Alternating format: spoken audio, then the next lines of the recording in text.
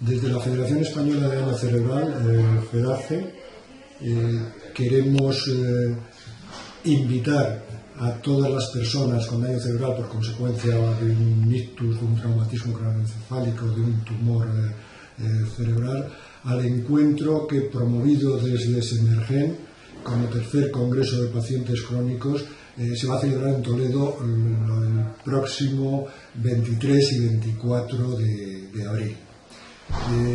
Creemos que es una excelente oportunidad para compartir experiencias y poner en valor el trabajo que se está haciendo y los retos del futuro. Esperamos encontrarnos todos en Toledo en el mes de abril.